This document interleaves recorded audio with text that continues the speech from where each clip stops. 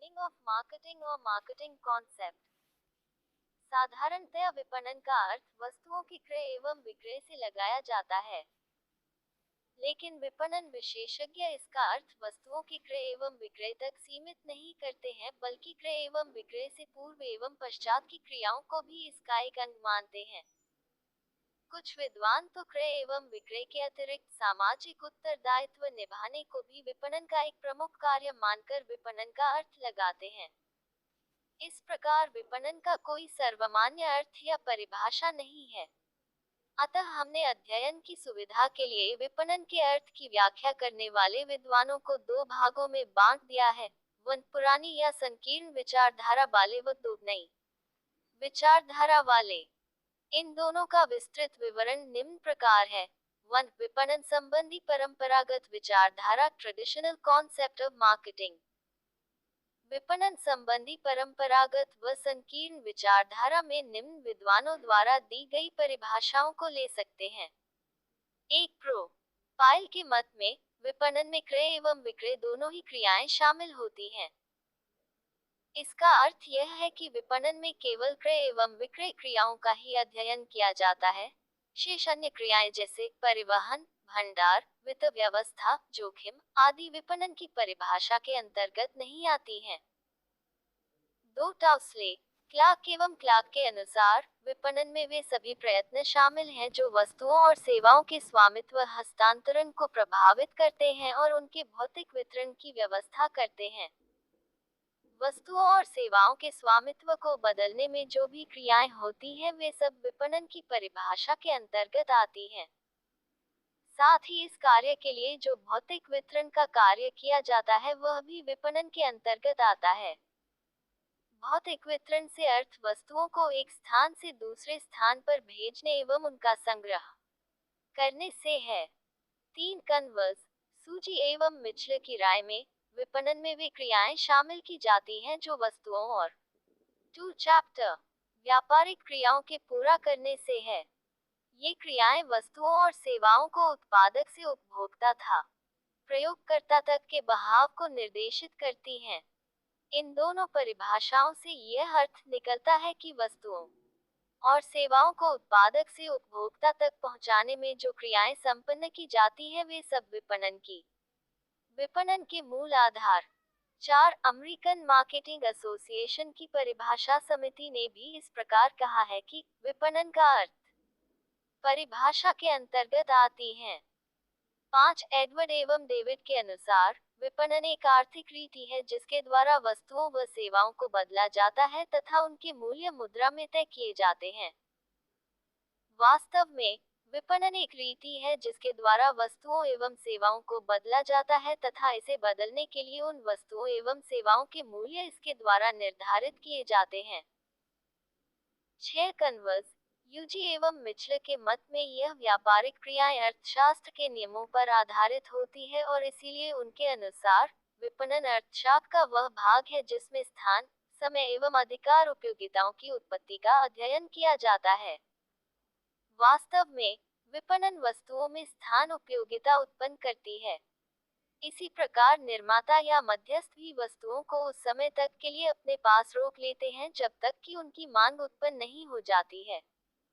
उनका ये कार्य वस्तुओं में समय उपयोगिता को सृजित करता है। इसी प्रकार एक व्यापारी से दूसरे व्यापारी पर वस्तुओं का स्वामित्व हस्तांतरित होना अधिकार उपयोगिता को उत्पन्न करता है। लेकिन उपर्युक्त सभी परिभाषाएं पुरानी विचारधारा या परंपरागत विचारधारा का प्रतीक हैं क्योंकि 1, उनमें मुख्यतः वस्तुओं के उत्पादन, क्रय एवं विक्रय की बात कही गई है। आजकल तो विपणन में वस्तुओं के उत्पादन, क्रय एवं विक्रय की क्रियाओं को ही नहीं जोड़ते बल्कि उत्पादन से पूर्व की क्रियाओं को भी विपणन का अंग मानते हैं क्योंकि वस्तुओं का निर्माण मांग के अनुरूप किया जाता है। 2, इसी प्रकार आजकल विक्रय के बाद भी कुछ सेवाएं दी जाती हैं, जैसे विक्रय के बाद सेवा। इस सेवा का भी पुरानी विचारधारा में कोई स्थान नहीं है। 3, पुरानी विचारधारा में उत्पादन पर अधिक जोर दिया गया है और ये सभी परिभाषाएं वस्तु अभिमुखी हैं जबकि आज उपभोक्ता की संतुष्टि पर अधिक बल दिया जाता है। अतः आजकल विपणन की सभी क्रियाएं उपभोक्ता या ग्राहक अभिमुख ही मानी जाती हैं। 4 यही नहीं, कुछ विद्वान तो और भी अधिक प्रगतिशील हैं और वे उत्पादन, क्रय, विक्रय या विक्रय के बाद सेवा के उपरांत भी सामाजिक उत्तरदायित्व को भी विपणन का एक अंग मानकर विपणन की परिभाषा देते हैं। 11 विपणन संबंधी आधुनिक विचारधारा, मॉडर्न कॉन्सेप्ट ऑफ मार्केटिंग। विपणन की आधुनिक या नवीन या विस्तृत विचारधारा में निम्न विद्वानों की परिभाषाएं ले सकते हैं। 1 प्रो स्टांटन के अनुसार विपणन का अर्थ उन पारस्परिक व्यावसायिक क्रियाओं की संपूर्ण प्रणाली से है जो कि वर्तमान व संभावित ग्राहकों को उनकी आवश्यकता संतुष्टि की वस्तुओं और सेवाओं के बारे में योजना बनाने, मूल्य निर्धारित करने, संवर्धन करने और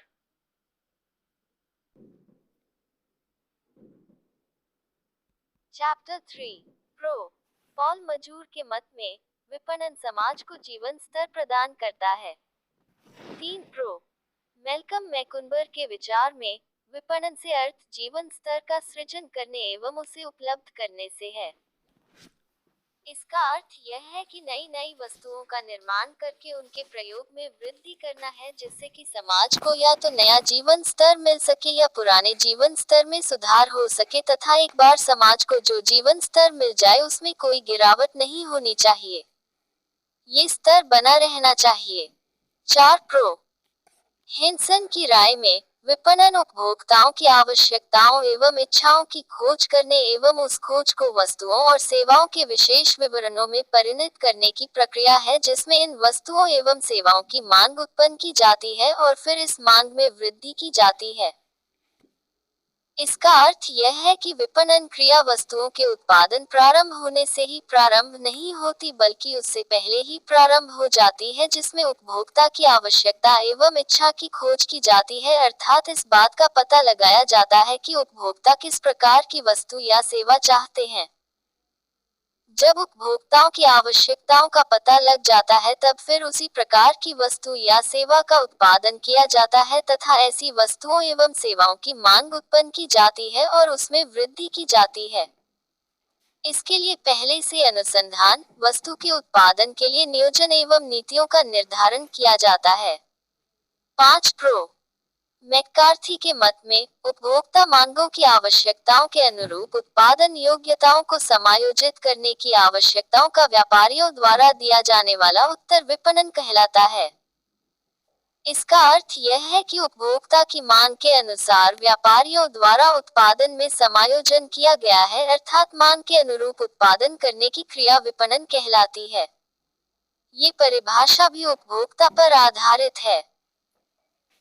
6 दी council of the institute of marketing, United kingdom के अनुसार विपणन वह प्रबंध कार्य है जो कंपनी द्वारा निर्धारित लाभ लक्ष्यों या अन्य उद्देश्यों की प्राप्ति के लिए उन समस्त व्यावसायिक क्रियाओं का संगठन एवं निर्देशन करता है जो कि एक विशिष्ट वस्तु या सेवा के लिए ग्राहक की क्रय शक्ति का अनुमान लगाने एवं उसको प्रभावी मांग में बदलने तथा वस्तु अथवा सेवा को अंतिम उपभोक्ता या प्रयोक्ता तक पहुंचाने से संबंध रखती है। इसमें ये बताया गया है कि विपणन एक प्रबंधकीय कार्य है जो सभी व्यावसायिक क्रियाओं का निर्देशन करता है जिससे कि व्यवसाय निर्धारित लाभ प्राप्त कर सके। इसके लिए ग्राहक की क्रय शक्ति का अनुमान लगाया जाता है तथा उसी के अनुरूप वस्तु का निर्माण किया जाता है तदुपरांत मांग उत्पन्न कर वस्तु या सेवा को उपभोक्ता तक पहुंचाया जाता है।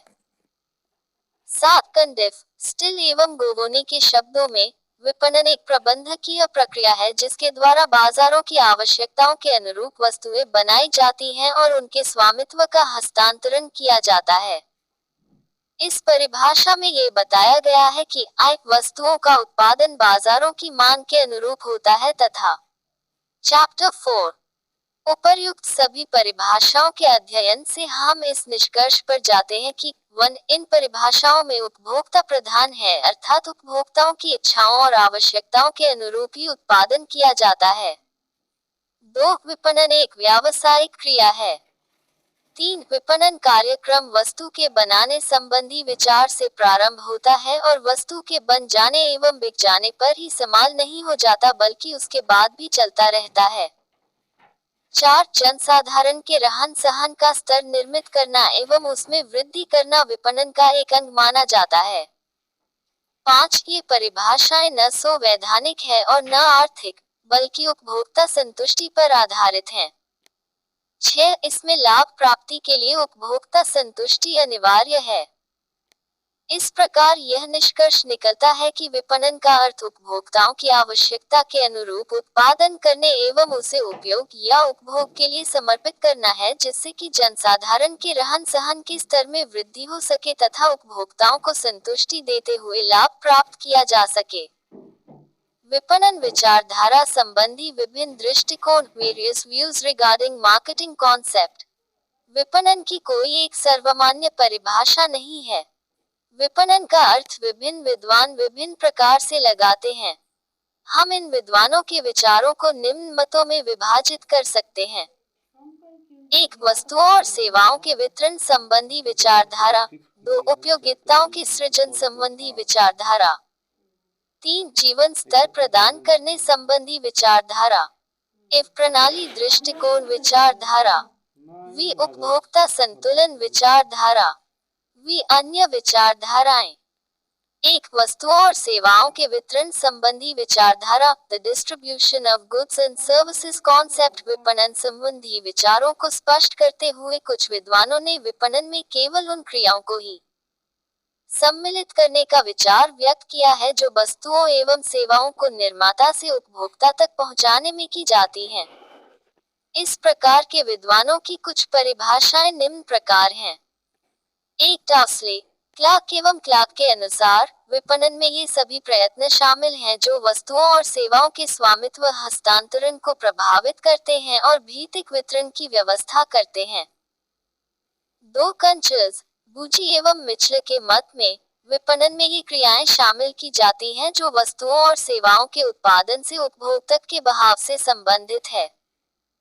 3 अमेरिकन मार्केटिंग एसोसिएशन की परिभाषा समिति की राय में विपणन का अर्थ व्यापारिक क्रियाओं को पूरा करने से है।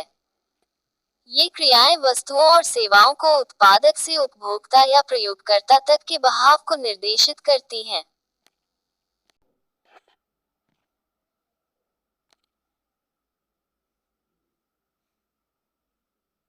चैप्टर 5 वस्तु अभिमुखी है। आजकल की उपभोक्ता अभिमुखी विचारधारा पाई जाती है जिसमें उत्पादन उपभोक्ताओं की रुचि एवं आवश्यकताओं के अनुसार किया जाता है। 4 यह विचार उस समय के लिए उचित थे जबकि उद्योग एवं व्यापार तथा संदेश वाहन एवं परिवहन साधनों का अधिक विकास नहीं हुआ था तथा उपभोक्ता का जीवन स्तर एवं उसकी आय कम थी। 5 इस विचारधारा में सामाजिक उत्तरदायित्व का कोई स्थान नहीं है जबकि आजकल सामाजिक उत्तरदायित्व विपणन का एक प्रमुख अंग बन चुका है। 11 उपयोगिताओं की सृजन संबंधी विचारधारा। The creation of utilities concept. कुछ विद्वानों का मत है कि विपणन उपयोगिताओं का सृजन करने वाली क्रिया है। इस प्रकार का मत व्यक्त करने वाले विद्वानों की परिभाषाएं इस प्रकार है। 1 कन्वर्स, सूजी एवं मिचल के अनुसार विपणन अर्थशास्त्र का ये भाग है जिसमें स्थान, समय एवं अधिकार उपयोगिताओं की उत्पत्ति का अध्ययन किया जाता है। 2 रिचर्ड बस्किर्क के मत में विपणन एक ऐसी सुग्रथित प्रणाली है जो रूप, स्थान, समय एवं अधिकार उपयोगिताओं के सृजन द्वारा वस्तुओं में मूल्य उत्पन्न करती है। अर्थशास्त्रियों के मतानुसार विपणन एक प्रणाली है जो कि वस्तुओं में उपयोगिताओं के सृजन द्वारा मूल्य उत्पन्न करती है। यह उपयोगिताएं कन्वर्स, यूजी एवं मिचल के अनुसार स्थान, समय एवं अधिकार के रूप में 3 प्रकार की होती है जबकि रिचर्ड बस्किर्क ने रूप उपयोगिता को और जोड़ दिया है और इस प्रकार इनके अनुसार उपयोगिताएं 4 प्रकार की होती है। वास्तव में विपणन क्रियाओं से चारों प्रकार की उपयोगिताएं प्रभावित होती हैं। जब वस्तु का नियोजन एवं विकास किया जाता है तो विपणन की यह क्रिया रूप उपयोगिता का सृजन करती है जबकि वस्तुओं को विभिन्न माध्यमों से विभिन्न विक्रय स्थानों पर बेचने के लिए उपलब्ध कर स्थान उपयोगिता सृजित की जाती है। इसी प्रकार विपणन क्रियाओं में जब वस्तु को उसकी मांग से पूर्व ही मध्यस्थों द्वारा अपने स्टॉक में रख लिया जाता है तो ये क्रिया वस्तु में समय उपयोगिता का सृजन करती है। विपणन क्रियाओं के अंतर्गत ही वस्तु के लिए विज्ञापन एवं विक्रय संवर्धन किया जाता है जो वस्तु में स्वामित्व उपयोगिता का सृजन करता है। मूल्य वास्तव में इसमें कोई दो मत नहीं है कि विपणन क्रियाएं उपयोगिताओं का सृजन कर वस्तुओं में उत्पन्न करती हैं। उदाहरण के लिए जंगल में पड़ी लकड़ी की कोई उपयोगिता नहीं है, लेकिन जब कोई फर्नीचर निर्माता उसको जंगल से प्राप्त करके तथा काट छांट कर मेज व कुर्सी का रूप दे देता है तो वह लकड़ी उपयोगी हो जाती है और इस प्रकार उस लकड़ी में मूल्य उत्पन्न हो जाता है। इसी प्रकार जब वस्तुएं निर्माता के यहाँ गैर मीसम के कारण स्टॉक में रखी रहती हैं तो उनमें समय उपयोगिता उत्पन्न हो जाती है, लेकिन जब ये उपभोक्ता के पास पहुंच जाती है तो उनमें स्थान उपयोगिता उत्पन्न हो जाती है। इसी प्रकार वस्तु को बेचने के लिए विज्ञापन उनमें स्वामित्व उपयोगिता उत्पन्न करता है। इन परिभाषाओं का दोष यह है कि ये विपणन की केवल एक क्रिया को ही व्यक्त करती है, अन्य क्रियाओं पर इनमें ध्यान नहीं दिया गया है। साथ ही उपभोक्ता संतुष्टि एवं सामाजिक उत्तरदायित्व को इन परिभाषाओं में कोई स्थान नहीं दिया गया है। इन्हीं कारणों से ये परिभाषाएं पुरानी विचारधारा की मानी जाती हैं। 3 जीवन स्तर प्रदान करने संबंधी विचारधारा, delivery of standard of living concept. कुछ विद्वानों ने विपणन का अर्थ जीवन स्तर से लगाकर परिभाषाएं निम्न प्रकार दी है। 1 पॉल मजूर के अनुसार विपणन समाज को जीवन स्तर प्रदान करता है। 2 मैल्कम मैकुनर के मत में विपणन का आशय जीवन स्तर का सृजन करने एवं उसे उपलब्ध करने से है। इन परिभाषाओं के अनुसार विपणन का कार्य समाज की जीवन स्तर प्रदान करना है। ये परिभाषाएं उपभोक्ता अभिमुखी है तथा इस बात पर बल देती है कि इच्छाओं की संतुष्टि अवश्य की जाए, अतः वस्तु नियोजन इसके अंतर्गत आ जाता है। वांछित जीवन स्तर प्रदान करने के लिए आवश्यक है कि समाज द्वारा की उचित व्यवस्था की जाए। चैप्टर 5 वस्तु अभिमुखी है। आजकल की उपभोक्ता अभिमुखी विचारधारा पाई जाती है जिसमें उत्पादन उपभोक्ताओं की रुचि एवं आवश्यकताओं के अनुसार किया जाता है। 4 यह विचार उस समय के लिए उचित थे जबकि उद्योग एवं व्यापार तथा संदेश वाहन एवं परिवहन साधनों का अधिक विकास नहीं हुआ था तथा उपभोक्ता का जीवन स्तर एवं उसकी आय कम थी।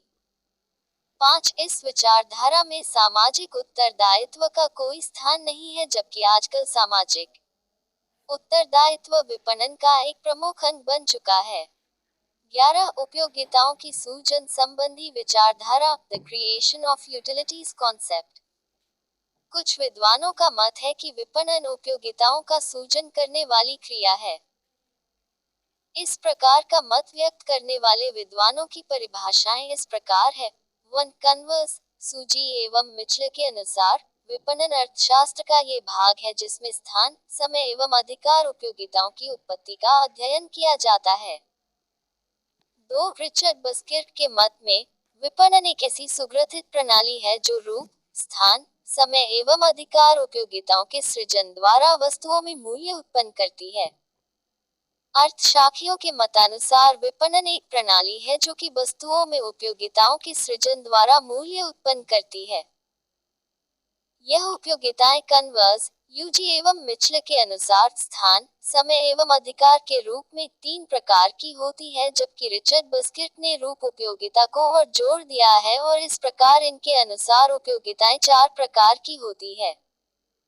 वास्तव में विपणन क्रियाओं से चारों प्रकार की उपयोगिताएं प्रभावित होती हैं। जब वस्तु का नियोजन एवं विकास किया जाता है तो विपणन की यह क्रिया रूप उपयोगिता का सृजन करती है जबकि वस्तुओं को विभिन्न माध्यमों से विभिन्न विक्रय स्थानों पर बेचने के लिए उपलब्ध कर स्थान उपयोगिता सृजित की जाती है। इसी प्रकार विपणन क्रियाओं में जब वस्तु को उसकी मांग से पूर्व ही मध्यस्थों द्वारा अपने स्टॉक में रख लिया जाता है तो ये क्रिया वस्तु में समय उपयोगिता का सृजन करती है।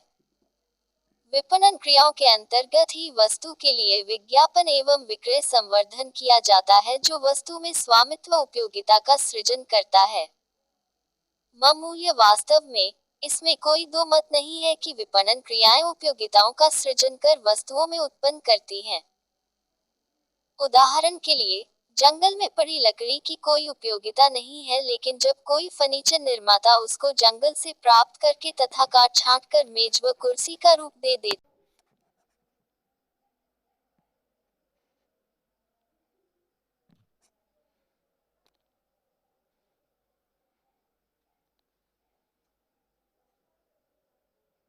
चैप्टर 6 समाज के लिए जीवन स्तर का सृजन करना है।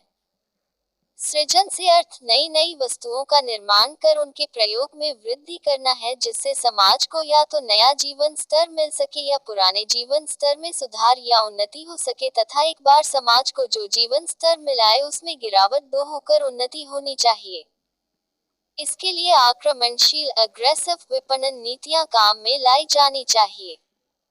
समाज को नई नई वस्तुएं क्रय करने के लिए विवश किया जाना चाहिए। जिस परिवार में जितनी अधिक आराम एवं विलासिता की वस्तुएं पाई जाती हैं, उतना ही अधिक वह परिवार उच्च रहन सहन के स्तर का माना जाता है। यही नहीं, समाज के जीवन स्तर को ऊंचा उठाने के लिए वस्तुओं की उपलब्धता को बढ़ाया जाना चाहिए, जिसके लिए प्रत्येक गांव व शहर शहर में वस्तु उपलब्ध होनी चाहिए। विपणन के विकास के अभाव में सामाजिक स्तर को ऊंचा नहीं उठाया जा सकता है। वास्तव में विपणन के विकास के ही कारण आज वस्तुएं स्थान स्थान पर प्राप्त होने लगी हैं और जनसाधारण अधिक से अधिक वस्तुओं का उपभोग करने लगा है। इफ प्रणाली दृष्टिकोण विचारधारा सिस्टम अप्रोच कॉन्सेप्ट। प्रणाली दृष्टिकोण विचारधारा की परिभाषाएं इस प्रकार हैं। 1 प्रो स्टार्स्टन के अनुसार विपणन का अर्थ उन पारस्परिक व्यावसायिक क्रियाओं की संपूर्ण प्रणाली से है जो कि वर्तमान एवं संभावित ग्राहकों को उनकी आवश्यकता संतुष्टि की वस्तुओं और सेवाओं के बारे में योजना बनाने, मूल्य निर्धारित करने, संवर्धन करने और वितरण करने के लिए की जाती है। 2 कंडिफ स्टिल एवं गोगोनी की राय में विपणन एक व्यावसायिक प्रक्रिया है जिसके द्वारा वस्तुओं को बाजारों के अनुरूप बनाया जाता है और स्वामित्व हस्तांतरित किए जाते हैं। इस विचारधारा के अंतर्गत विपणन से अर्थ व्यवसाय की संपूर्ण प्रणाली से लगाया जाता है। इसमें सभी व्यावसायिक क्रियाएं सम्मिलित की जाती है, क्योंकि यह क्रियाएं पारस्परिक रूप से एक दूसरे से संबंधित होती हैं तथा एक दूसरे को प्रभावित करती हैं। कुछ विद्वानों ने प्रणाली के स्थान पर प्रक्रिया शब्द का प्रयोग किया है, जैसा कि कंडिफ एवं स्टिल ने किया है। वास्तव में इस प्रकार की विचारधारा आधुनिक विचारधारा के अंतर्गत आती है और विपणन अध्ययन के क्षेत्र में इसका एक महत्वपूर्ण स्थान है। इसमें सभी व्यावसायिक क्रियाओं को सम्मिलित किया जाता है, चाहे ये उत्पादन से पूर्व या उत्पादन के बाद की गई हो। उपभोक्ता संतुष्टि विचारधारा कंज्यूमर सैटिस्फैक्शन कॉन्सेप्ट। आधुनिक विपणन विद्वानों की राय है कि उपभोक्ता संतुष्टि विपणन क्रियाओं की आधारशिला है। उन्होंने परिभाषाएं इस प्रकार दी हैं। 1 प्रो मैककार्थी के मत में उपभोक्ता मांगों की आवश्यकताओं के अनुरूप उत्पादन योग्यताओं को समायोजित करने की आवश्यकता का व्यापारियों द्वारा दिया जाने वाला उत्तर विपणन कहलाता है। 2 फिलिप कोटलर के अनुसार विपणन मानवीय क्रियाओं का एक समूह है जिसको विनिमयों को सुविधाजनक एवं पूर्ण बनाने की ओर निर्देशित किया जाता है।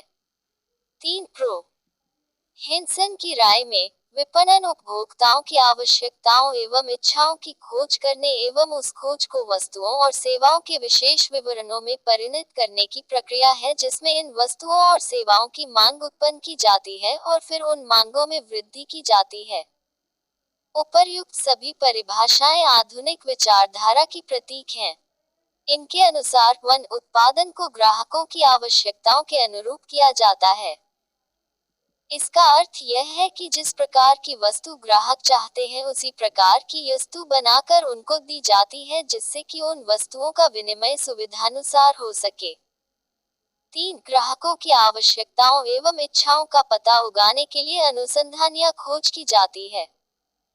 3 ग्राहकों के अनुसंधान से प्राप्त सूचनाओं एवं विवरणों के आधार पर वस्तुओं एवं सेवाओं का। वास्तव में उन्नत देशों में पहले ये खोज की जाती है कि ग्राहक किस प्रकार की सेवा या वस्तु चाहते हैं। इसका कारण यह है कि वहां प्रति व्यक्ति आय अधिक है।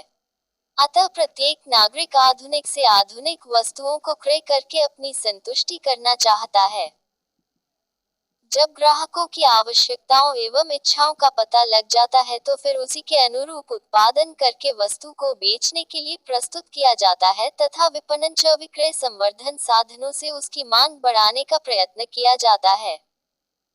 इस विचारधारा में यह बात छिपी हुई है कि निर्माता द्वारा लाभ उपभोक्ता संतुष्टि के बाद ही प्राप्त किया जा सकता है। यदि किसी प्रकार उपभोक्ता नाराज है तो लाभ प्राप्त नहीं किया जा सकता। अन्य विचारधाराएं अदर कॉन्सेप्ट्स। विभिन्न दृष्टिकोण को लेकर विभिन्न विद्वानों ने विपणन की भिन्न भिन्न विचारधाराएं दी हैं। कोई विद्वान तो विपणन को व्यावसायिक दर्शन कहता है तो कोई व्यवसाय के प्रबंध का तरीका बताता है। इसी प्रकार एक विद्वान विपणन का कार्य संपर्क स्थापना बताता है तो दूसरा विपणन की प्रक्रिया बताता है। हम नीचे कुछ ऐसी ही प्रमुख परिभाषाओं को दे रहे हैं। एक F.J. बोर्च के मत में विपणन एक आधारभूत व्यावसायिक दर्शन है। 2 सेंट थॉमस के अनुसार विपणन किसी व्यवसाय के प्रबंध करने का तरीका है जिसमें प्रत्येक महत्वपूर्ण व्यावसायिक निर्णय इस पूर्ण जानकारी के साथ लिया जाता है कि इस निर्णय का ग्राहक पर क्या प्रभाव पड़ेगा।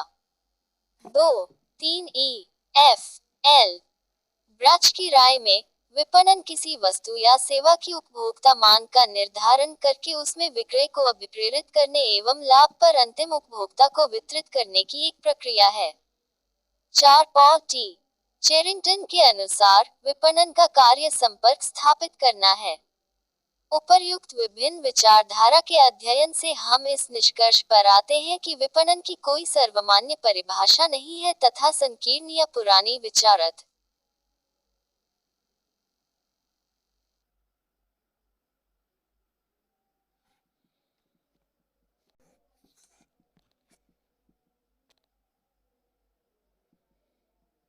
चैप्टर 7 स्टाप्टन की राय में 1 विपणन एक व्यावसायिक दर्शन है। किसी संस्थान के अस्तित्व को आर्थिक एवं सामाजिक दृष्टि से उचित बनाने के लिए ग्राहकों की आवश्यकता संतुष्टि आवश्यक है। एक संस्थान की सभी क्रियाएं इस बात का पता लगाने के लिए समर्पित होनी चाहिए कि ग्राहकों की आवश्यकता कौन कौन सी एवं किस प्रकार की है। संस्थाओं को उचित लाभ कमाते हुए इन आवश्यकताओं को संतुष्टि करनी चाहिए। 2 फील्टन के अनुसार विपणन विचार एक दर्शन है जो कि व्यवसाय के संचालन में लागू किया जाता है, जिसमें ग्राहक एवं आवश्यकताएं सर्वाधिक महत्वपूर्ण होती हैं। यह आवश्यकताएं व्यवसाय के प्रत्येक कार्य तथा समस्त योजना के लिए पृथक नियोजन संचालित करेगी जिनका लक्ष्य पूर्व निर्धारित लाभ उद्देश्यों को प्राप्त करना है। इस विचार में भी विपणन विचार को एक दर्शन बताया गया है तथा ग्राहकों की आवश्यकताओं को सर्वाधिक महत्व दिया गया है। फील्टन के अनुसार यह आवश्यकताएं व्यवसाय की समस्त योजनाओं को संचालित करती है जिससे कि पूर्व निर्धारित लाभों को प्राप्त किया जा सकता है। 3 फील्टन के मत में विपणन विचार कंपनी मस्तिष्क की ऐसी दशा है जो समस्त विपणन कार्यों के एकीकरण एवं समन्वय पर बल देती है। दीर्घकाल में अधिकतम लाभ कमाने का लक्ष्य प्राप्त करने के लिए ये कार्य कंपनी के अन्य सब कार्यों से जुड़े हुए हैं। इस विचार में इस बात पर जोर दिया गया है कि एक कंपनी के सभी कार्यों में एकीकरण एवं समन्वय होना चाहिए जिससे कि दीर्घकाल में अधिकतम लाभ कमाने का लक्ष्य प्राप्त किया जा सके। 4 फिलिप कोटलर के अनुसार विपणन विचार एकीकृत विपणन द्वारा समर्थित ग्राहक अभिमुखी होता है जिसका लक्ष्य ग्राहक संतुष्टि उत्पन्न करना होता है जिससे कि संगठनात्मक लक्ष्यों की संतुष्टि की जा सके। स्टांटन एवं फिल्टन की भांति यह विचार भी ग्राहकों की आवश्यकताओं की संतुष्टि पर अधिक बल देता है जिससे कि लक्ष्यों को प्राप्त किया जा सके। उपर्युक्त सभी परिभाषाओं के अध्ययन करने पर हम इस निष्कर्ष पर आते हैं कि वन विपणन विचारधारा मार्केटिंग कॉन्सेप्ट्स में ग्राहक व उपभोक्ता प्रधान है। दो, उसकी आवश्यकताओं की संतुष्टि परम आवश्यक है। 3, बिना आवश्यकता संतुष्टि के अधिकतम लाभ नहीं कमाया जा सकता है। 4, इसके लिए विपणन में ही नहीं बल्कि व्यवसाय की सभी क्रियाओं में एकीकरण एवं समन्वय होना आवश्यक है। विपणन विचार एवं विपणन में अंतर, distinction between the marketing concept and marketing. विद्वानों का मत है कि विपणन विचार एवं विपणन में अंतर है। प्रो स्टांटन के मत में विपणन विचार एक दर्शन फिलॉसफी है, एक मन स्थिति एटीट्यूड या एक व्यवसाय के चिंतन का तरीका है, कोर्स ऑफ बिजनेस थिंकिंग, जबकि विपणन एक प्रक्रिया है या व्यवसाय के कार्य करने का एक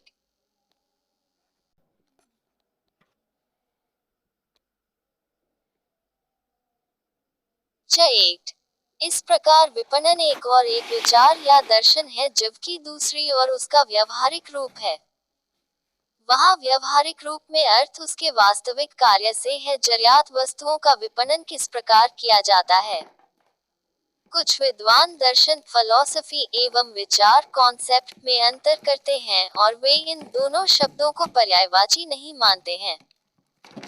उनका कहना है कि दर्शन एक विस्तृत छाता है जो कि समस्त व्यावसायिक जीवन को संचालित एवं नियंत्रित करता है, जबकि विचार दर्शन रूपी छाते द्वारा निर्धारित वातावरण में कार्य करने का एक मान्य तरीका है।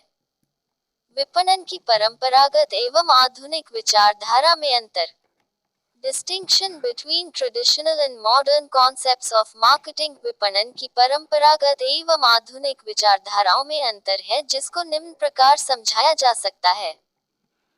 एक, उपभोक्ता संतुष्टि कंज्यूमर सैटिस्फैक्शन। परंपरागत विचारधारा वस्तुओं को उत्पादक से उपभोक्ता तक पहुंचाने की थी और उसमें लाभ मुख्य कारक था। लेकिन आधुनिक विचारधारा में उपभोक्ता की संतुष्टि अनिवार्य है। कोई भी निर्माता बिना उपभोक्ता की संतुष्टि के अपने निर्माण कार्य को अधिक समय तक नहीं चला सकता है। 2, लाभ कमाना प्रॉफिट अर्निंग। परंपरागत विचारधारा में अब कमाना मुख्य कार्य था, लेकिन आज की विचारधारा में उपभोक्ता को संतुष्ट करके ही लाभ कमाया जा सकता है। 3, विपणन कार्यों में पारस्परिक संबंध mutual relationship between marketing functions.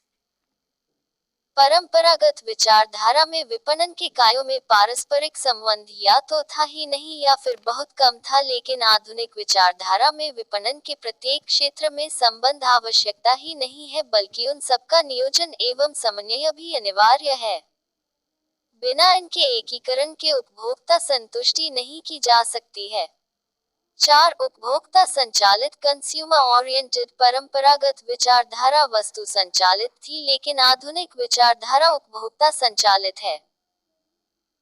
इसका अर्थ यह है कि परंपरागत विचारधारा में निर्माता का ध्यान वस्तु के उत्पादन पर ही केंद्रित था और वितरण का कार्य मध्यस्थी करते थे, लेकिन आधुनिक विचारधाराओं में निर्माताओं का ध्यान उपभोक्ता पर केंद्रित है जिसमें उपभोक्ताओं की आवश्यकताओं का पता उगाया जाता है और उत्पादन को उसी के अनुरूप बनाया जाता है। 5, उपभोक्ता अनुसंधान कंज्यूमर रिसर्च। आधुनिक विचारधारा उपभोक्ता अनुसंधान पर पर्याप्त व्यय करने पर जोर देती है जबकि परंपरागत विचारधारा में इसकी आवश्यकता नहीं थी। 6, उपभोक्ता कल्याण कंज्यूमर वेलफेयर। आधुनिक विचारधारा का दीर्घकालीन उद्देश्य उपभोक्ता कल्याण है जबकि परंपरागत विचारधारा में इसका कोई स्थान नहीं था। इसलिए आज रहन सहन के स्तर को ऊंचा उठाने का उत्तरदायित्व विपणन का ही माना जाता है। 7, सामाजिक उत्तरदायित्व सोशल रिस्पॉन्सिबिलिटी। आधुनिक विचारधारा में सामाजिक उत्तरदायित्व को भी अब जोड़ा जाने लगा है जबकि परंपरागत विचारधारा में इसका कोई स्थान नहीं था। इस संबंध में सामाजिक उत्तरदायित्व का अर्थ है कि विपणन करते समय समाज को उचित मूल्य पर उचित प्रकार की वस्तु दी जानी चाहिए। आधुनिक व परंपरागत विचारधारा को निम्न प्रकार चित्र द्वारा स्पष्ट किया जा सकता है। में फिंशन का विकास धीरे धीरे हुआ है। इस विकास को निम्न 6 अवस्थाओं में रख सकते हैं। 1. अदल बदल प्रणाली, बार्टर सिस्टम। मनुष्य ने सबसे पहले खेती करना सीखा तथा इसके बाद अन्य वस्तुओं के उत्पादन को सीखा। मानव सभ्यता के विकास में सबसे पहले अदल बदल प्रणाली सामने आई, जिसमें एक व्यक्ति अपनी वस्तु देकर दूसर व्यक्ति से अपनी आवश्यकता की वस्तु बदल लेता था। इस अदल बदल प्रणाली में धन जैसा कोई माध्यम नहीं। 2. उत्पादन अभिमुखी, प्रोडक्शन ओरिएंटेशन।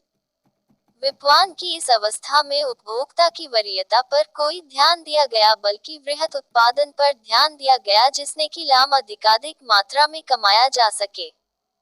3. विक्रय अभिमुखी, सेल्स ओरिएंटेशन। इस अवस्था में आर्थिक जीवन के सभी क्षेत्रों में भारी परिवर्तन हुए, जिससे विक्रय क्रिया महत्वपूर्ण एवं प्रभावी हो गई। लेकिन इस अवस्था में उपभोक्ता संतुष्टि पर कोई ध्यान नहीं दिया गया।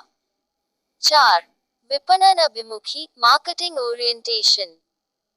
इस अवस्था में उपभोक्ता के महत्व को समझा गया, लेकिन ये सिर्फ वस्तु बेचने के लिए था, क्योंकि यहाँ व्यापारिक प्रतियोगिता काफी बढ़ गई, जिसके लिए आक्रामक विज्ञापन, व्यक्तिगत विक्रय व विक्रय संवर्धन को प्रभावी रूप में काम में ला जाने लगा।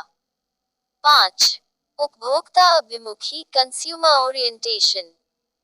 जब विपणन अभिमुखी व्यवस्था अवनति की ओर जाने लगी तो उपभोक्ता अभिमुखी व्यवस्था अपनाई जाने लगी, जिसमें उन्हीं वस्तुओं का उत्पादन किया जाने लगा जिन्हें उपभोक्ता चाहता है।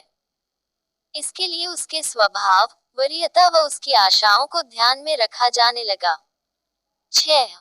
प्रबंध अभिमुखी, मैनेजमेंट ओरिएंटेशन। आजकल विश्व के विकसित देश जैसे अमेरिका, ब्रिटेन आदि में इस विचारधारा को अपनाया जा रहा है, जिसमें विपणन प्रबंध की भूमिका रोल व्यापार की सभी आपसी क्रियाओं में समन्वय करना है, coordination in all interacting business activities. ये क्रियाएं चाहे नियोजन की हो या उत्पादन की या विक्रय संवर्धन की या वितरण की, सभी में उपभोक्ता की संतुष्टि परम आवश्यक है। बिना उपभोक्ता संतुष्टि के व्यापारिक क्रियाएं आगे नहीं बढ़ सकती हैं। विपणन बनाम विक्रय, मार्केटिंग विद सेलिंग। अनेक व्यक्ति विपणन व विक्रय में कोई अंतर नहीं करते हैं, अतः वे उनका प्रयोग पर्यायवाची शब्दों के रूप में करते हैं। यह उचित नहीं है। वास्तव में दोनों शब्दों में भिन्नता है। विपणन शब्द का अर्थ विस्तृत है, जिसमें विक्रय भी शामिल है। विक्रय का कार्य वस्तुओं को अंतिम उपभोक्ता या निर्माण करने वाली संस्था तक पहुंचाना है, जबकि विपणन क्रिया तो मस्तिष्क में वस्तु के निर्माण का विचार आते ही प्रारंभ हो जाती है। विपणन में विपणन अनुसंधान तथा वस्तु नियोजन से लेकर विक्रय के बाद की सेवाएं भी शामिल की जाती है।